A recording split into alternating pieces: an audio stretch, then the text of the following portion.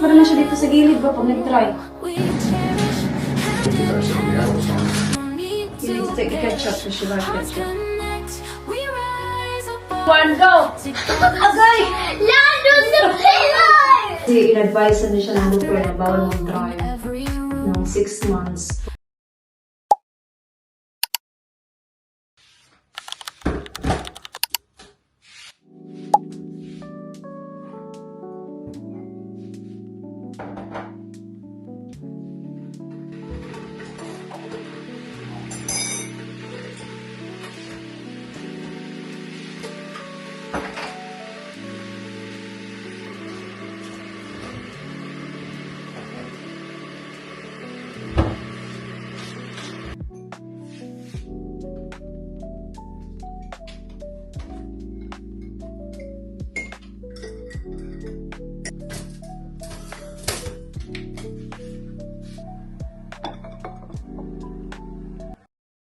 Good morning everyone and welcome back to another vlog. So today is Sunday and may pasok ako. Pero okay lang, 3 hours lang naman. So today hindi ako makakasama sa aking sister-in-law, kay Kira at saka sa aking mother-in-law. Dapat sasama ako, original plan. Pero hindi ako makakasama kasi nga may work ako. Pupunta sila today sa Brighton, mga 11 sila pupunta doon. 10-12 pa lang. So yeah, so manonood sila ng Dalmatian sa theater ata or sa cinema, ang not really sure. Si Dave nasa Morrison, pero pagka uwi niya, pupunta siya doon sa aking in-laws. Kasi yung father-in-law ko lang doon sa bahay, kailangan niya nung may kasama siya doon. Kaya yun yung plan namin today. And then after ko mag-work, doon pa rin si Dave hanggang makauwi sila sa galing sa Brighton. Kasi bawal siyang mapag-isa for now. So, by the way, yeah, update sa aking father-in-law, nakauwi na siya ng Friday night. Okay na siya, but not totally himself just yet. Medyo okay naman siya, pero feeling tired pa daw siya. So, syempre, kasi kakauwi lang galing hospital. And yung lips ko ba, ay naku, super dry after kong magka-cold. Medyo okay na yung voice ko, no. So, kaya kahapon, pumunta ako sa Superdrug, bumili ako ng Vaseline. Pag nag-dry siya, lagay ulit. Kasi napaka-dry niya. Medyo masakit pa naman siya dito sa gilid ba pag nag-dry. Initin ko muna tong lechon paksi para ito yung kakainin ko. Si Kira wala dito kasi doon siya natulog sa bahay ng kanyang lola at lolo. Kagabi kasi nandito yung aking sister-in-law, dito din siya natulog. Kasi napupunta sila ng Brighton, kaya din siya natulog. Kasi pag nandito yung auntie niya, doon talaga yung natutulog always. Okay. So 11 to 2 lang naman ako today, which is not too bad. Pero waste of time yung 11 to 2, no? Makakasama sana ako sa kanila today. Pero, ganun talaga. May work talaga tayo, no? And we need to work. So, okay lang. Nandito na ako ngayon sa work. So, yung sipon ko, nakig-cooperate din siya, no? Tulo din siya ng tulo.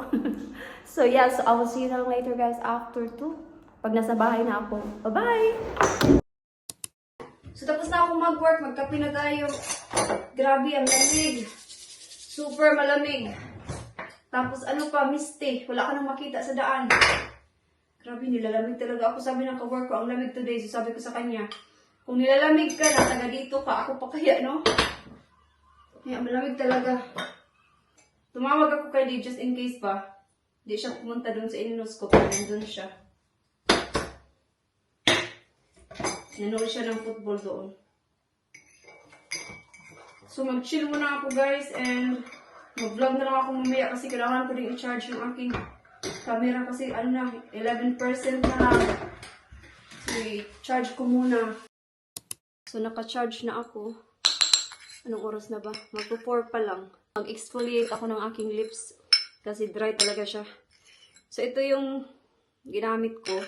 Nilagyan ko lang siya ng konting sugar and Vaseline. Normally yung ginagamit ko talaga is honey with sugar. Pero wala kaming honey, naubos na siya. So, ito na lang yung Vaseline. So, ginaganyan ko siya. Pero make sure na hindi mo masyadong i-rub. Dry talaga ng lips ko. As in, nahihinis na ako. Kasi pag ginaganon ko ba, napipil ko yung sa gilid ba na parang dry talaga siya. So, ginaganon ko lang siya. Parang i-massage mo lang ba? Para mawala yung mga rough sa side. Yung mga dry skin. Ito talaga ang problema pag nagka-cold ako ba. Dry talaga dito sa nose. Pero yung nose area ko okay na. Kasi wala na akong sipon. Grabe talaga ang misty sa labas. Pakita ko sa inyo. Grabe. Wala na akong makitang ano. No. Yan. Ganyan lang siya. So, ibabad ko lang yan ng mga 2 to 3 minutes. Tapos i-wash. Alam niyo ba kahapon, sabi ko kay Dave, gusto kong pumunta sa Superdrug ulit para bumili ulit ng pangkulay. Sabi niya, maghintay ka na lang pag uuwi daw. Doon na lang daw sa salon. Kasi may salon yung auntie ko doon sa amin. Doon sa town. Yung siya yung may-ari. So, baka doon na lang. Pumunta kasi ako kahapon sa Superdrug. Meron ako nakitang medyo lighter doon sa kinuha ko. Gusto ko yung kunin kahapon. Tapos sabi ko, wag lang.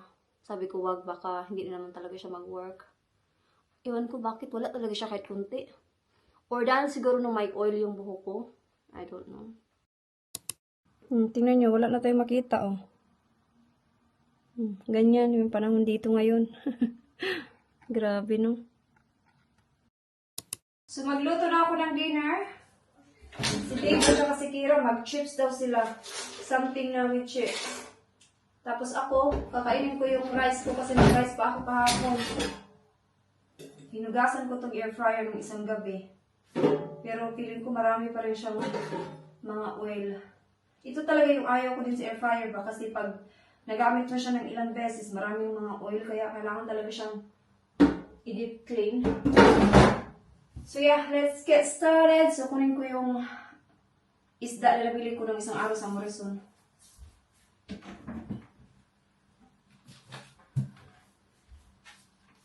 So, ito yung nabili ko ng isang araw, oh.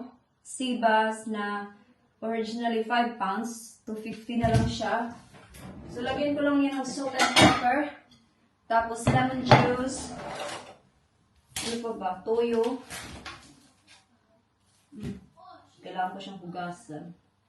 I-air fry ko lang siya. Yan. Lagyan ko lang siya ng salt and pepper. Salt. Ito siya. Para may lasa. Sabi ko kay Dave, ako na lang yung magluto. Nandun sila sa sala, naglaro silang dalawa ni Kira. Kakauwi lang din ni Kira, hinatid siya ng kanyang auntie. Yan, lagyan ko din siya ng paprika. Grabe yung paminta. Paprika. Ganun lang, oh.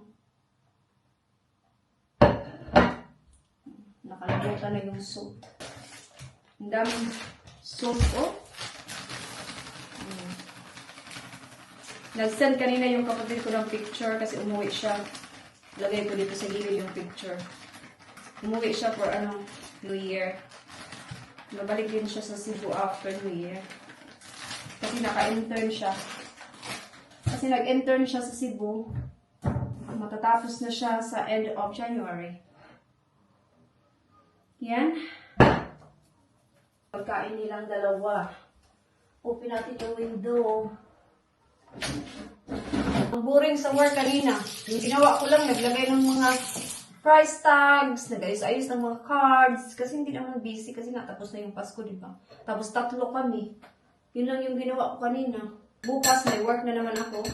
Pero ako yung gumawa ng aking schedule next week. Kaya may pasok ako tomorrow ng 9 to 3 and then Thursday. Kasi pwede ka naman gumawa ng sarili mong schedule as long as hindi every time. Ginawa ko yun dahil nga nandito si Dave.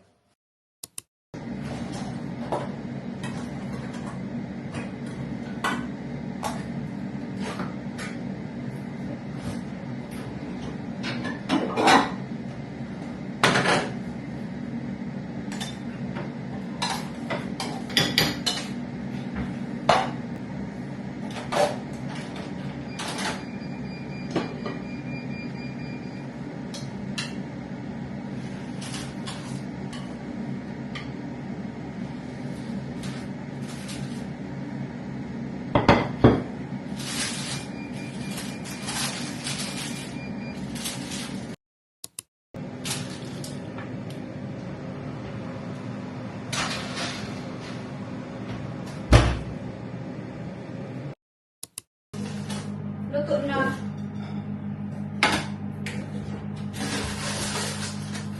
I think it's actually on the outside, Jim. Pardon? I think it's actually on the outside. I know it's outside.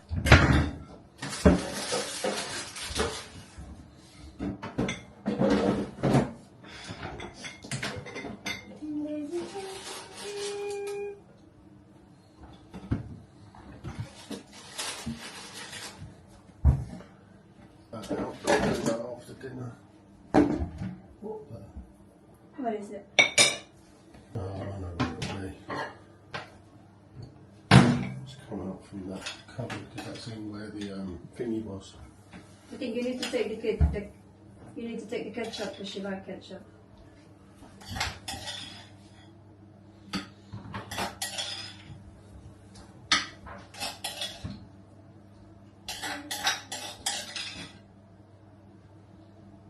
All done. Yan yung kay Dave. Ito yung kay Kira. Take that in for it. That's okay.